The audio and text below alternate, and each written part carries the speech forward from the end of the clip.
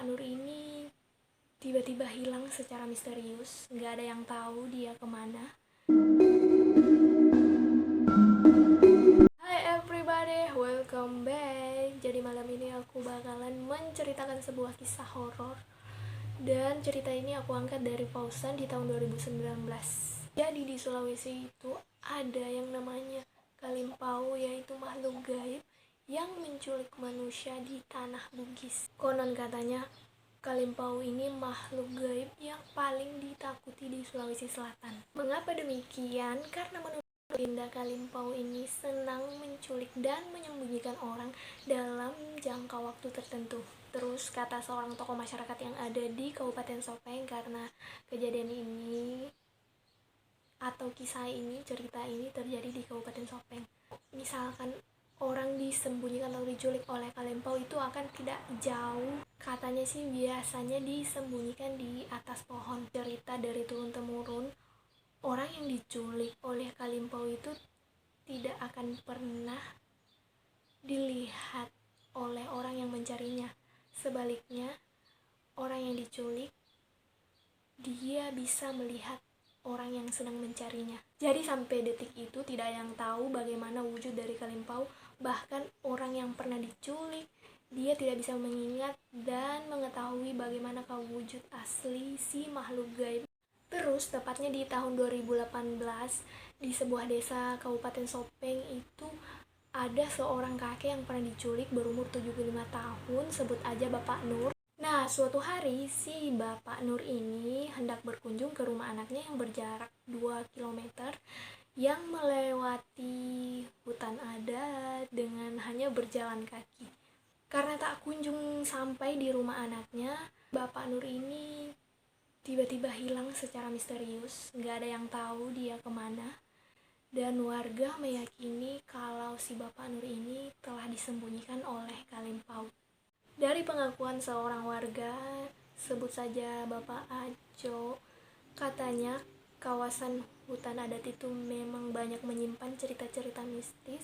Siapapun yang memasuki kawasan hutan adat itu akan tersesat dan sulit untuk menemukan jalan keluar.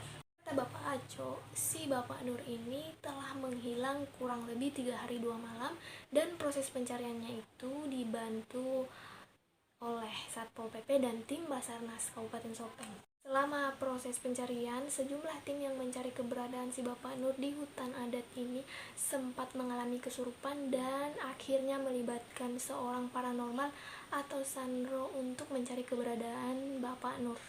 Terus tim pencari ini ada 3-4 orang yang mengalami kesurupan, bahkan orang pintar yang terlibat pun kewalahan menghadapinya. Tim reaksi cepat Basarnas Kabupaten Sopeng akhirnya menemukan si kakek Nur ini.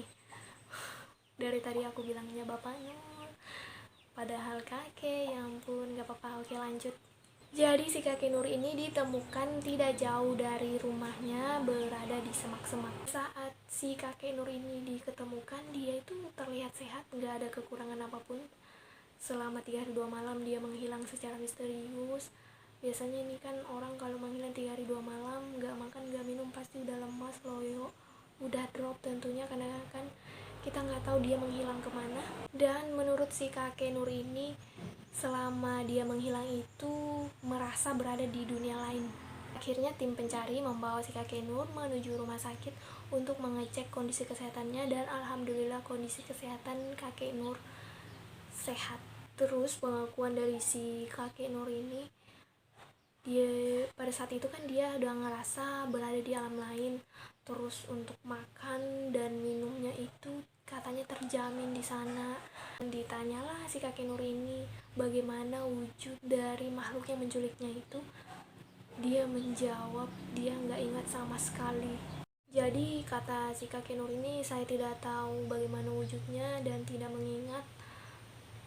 Pokoknya pada saat itu dia merasa ada yang menyekap dan ada yang menahan mulutnya untuk tidak berbicara ataupun bersuara sama sekali.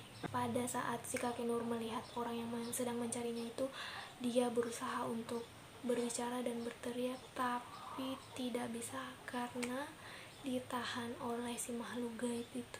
Jadi itulah kisah dari si kakek Nur. Semoga kejadian seperti ini tidak terulang lagi. Pokoknya dimanapun kita berada, selalu ingat Allah, selalu ingat Tuhan, selalu berdoa untuk diberi perlindungan dimanapun. Oke guys, jangan lupa subscribe. Sampai jumpa di cerita horor selanjutnya. Bye.